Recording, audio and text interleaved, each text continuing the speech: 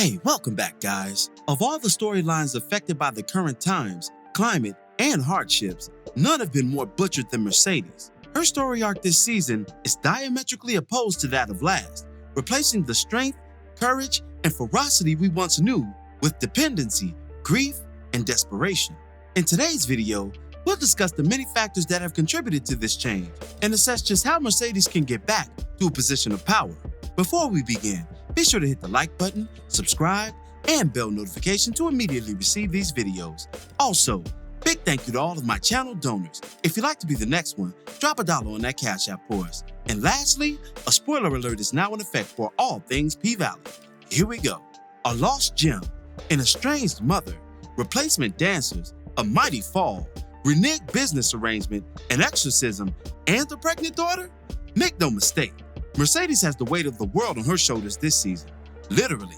Uncle Clifford's star student, who captivated us all with her rousing performances and boisterous personality during the show's first season, has had her life rearranged for the worse.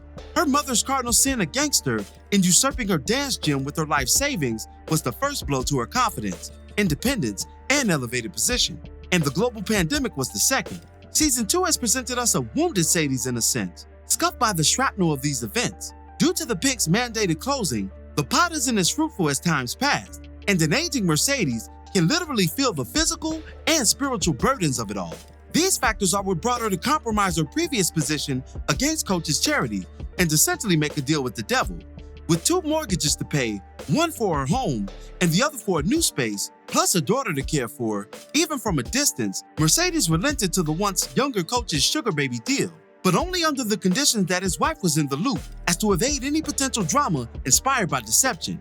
In addition to the financial incentives, Sadie's understood that her exotic entertainment window was thinning out from a macro sense, and that scaling down her particular set of skills while introducing some new ones would be ideal given her ballooning circumstances, while also preserving the expected wear and tear that each new performance placed upon her body. However, the second go-round with this new geriatric coach would come with its own set of complications. Sadie's would be urged to sign an NDA to get the riches on the other side. Not only that, but the wife that Mercedes forced Coach to consider grew fonder of her presence in more ways than one. And perhaps most unfortunately, the new line of work deepened the wedge between Mercedes and her daughter, Terica, who we witnessed attempting to contact her mother on several occasions before getting caught up with Chucalissa PD, courtesy of Shell's drunken negligence, and later impregnated at the same age her mother did.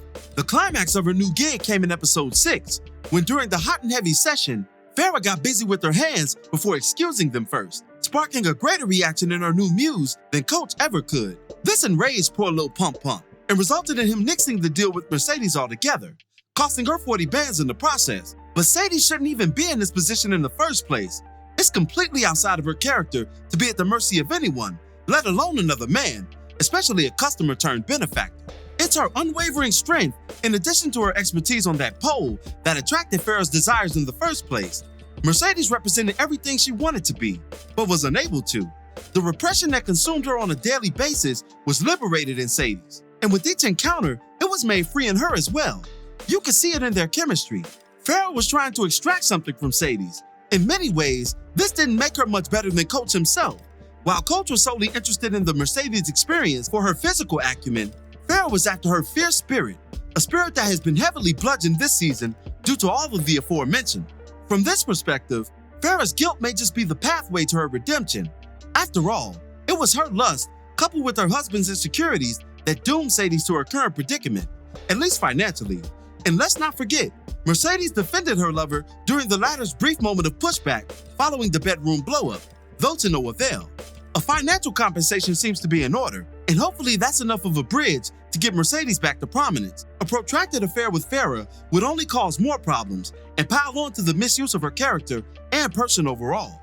It was the strength and independent spirit of Sadie's that defined her just a season ago and made her beloved to the audience. Hopefully, this downward spiral that has derailed her is just an underlay for a greater overplay, a buffer to that strength and not a permanent dissolution of it. But what are your thoughts on all of this? And Mercedes' narrative in Season 2? Be sure to drop me your opinions in the comments below. As always, I thank you for watching today's video. If you liked today's video, go ahead and drop $1 on that Cash App for us, hit the like button, share it with your friends who are fans of P-Valley, and subscribe for more content such as this. This is Rudy P. Magic of Rudy P. Magic Beats, and have a blessed one until the next one. Peace, y'all.